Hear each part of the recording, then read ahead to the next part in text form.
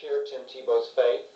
You don't hear me bring that up, as you pointed out. But I do think his faith gives him a little competitive edge. And I do think his faith, in his deep and genuine belief in his faith, does inspire others on his football team on the football field during the fourth quarter of those games.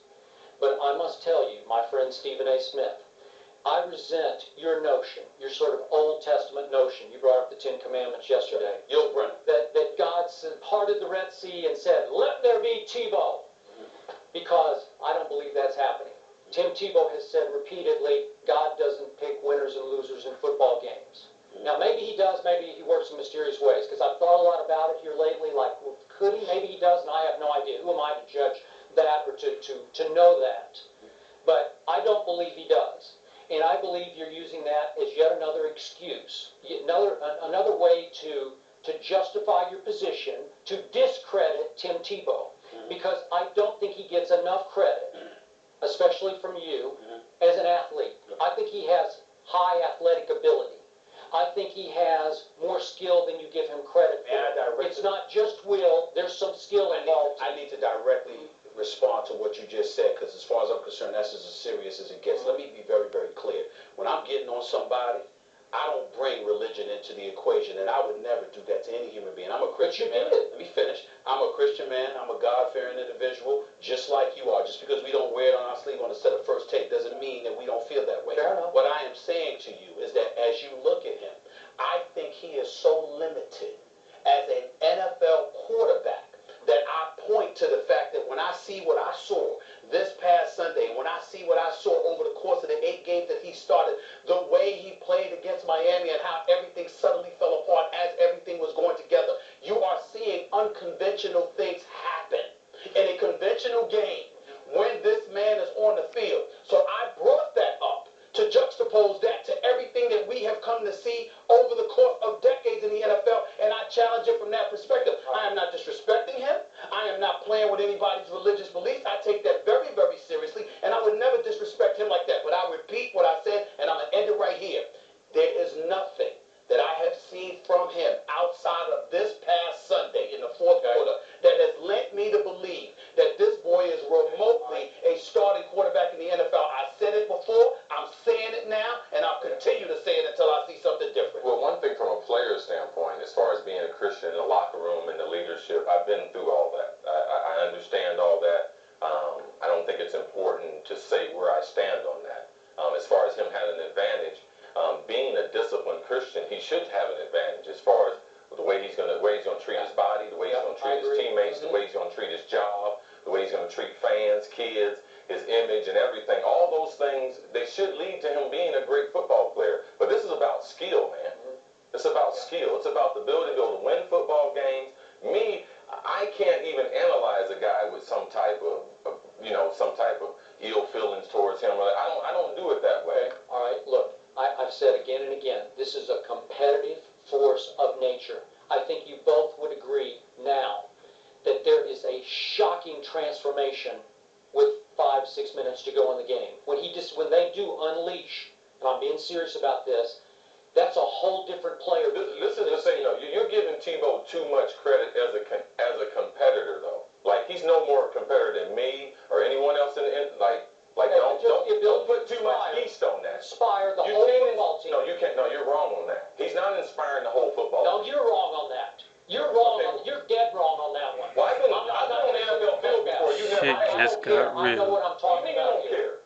Okay? Okay, did you lift the football team to a lot of wins? I don't know. Did you inspire? I lifted my teammates, but I didn't make them make plays. When that defensive lineman or linebacker hit him and he fumbled,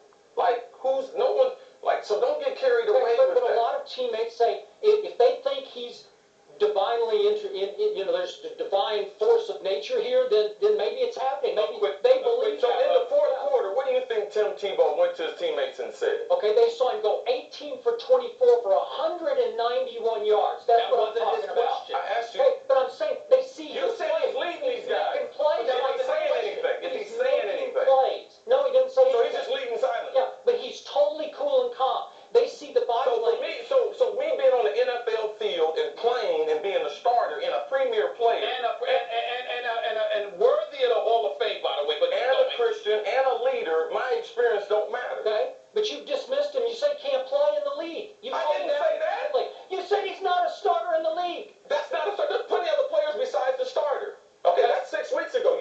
on till today. No, you need to move on. What does he do every fourth quarter? Game after game after game. Did they all say it? He's inspired the whole franchise. Buffing him. I just watched with my eyes. I've been covering a lot longer than you've been playing it. I can tell you that. And I give you credit for that. Okay?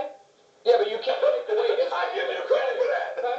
Well, I just think I'm right about it. I don't think discredit but you don't know. No, neither does he. What have I always told you? Some of the worst judges of personnel are the best players. Michael Jordan's the worst GM in the history. So now And we also debate the fact that as reporters, when our objectivity is skewed for whatever reason, that might So a reporter can't so be he's a wrong. player, he might be subjective because of that. You're a reporter, you may be subjective. So you tell me there aren't bad reporters that have jobs reporting compared to John Elway with the skill level?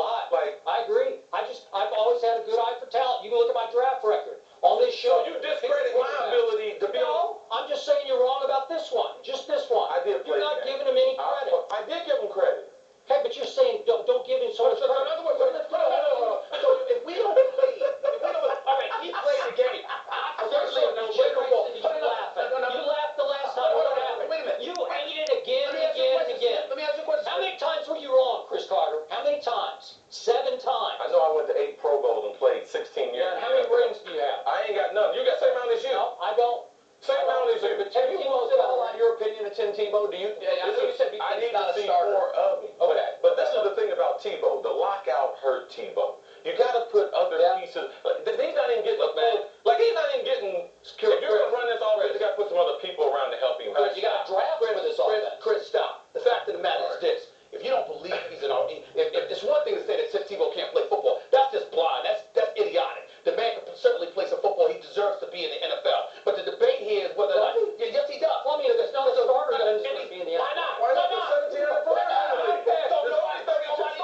If you can't be a starter, you don't deserve to be in the NFL. You understand how you sound? No, it's just he's a first-round pick. The fact that we don't believe that he's not a starting quarterback in the NFL does not mean that he does not belong in the NFL. It means we don't believe he's a starting quarterback. Chris has said again and again he's a tight end or a fullback. I said the same thing, and I didn't play football at all. He's, as far as I'm concerned, deserving of the Hall of Fame. Did you watch Countdown? Did I say that on Countdown? Which? He's a tight end. You said it here to me. One time. Yeah. Okay, well, you said it. Okay. At that And point- you know what? I don't think he can play tight end. I don't think he can play fullback. Good. I don't think he has those skills. All right. Wow. We're going to take a break. She just got real, huh? When we come back, we're going to talk about Shit LeBron just James. got real. I'm here with you.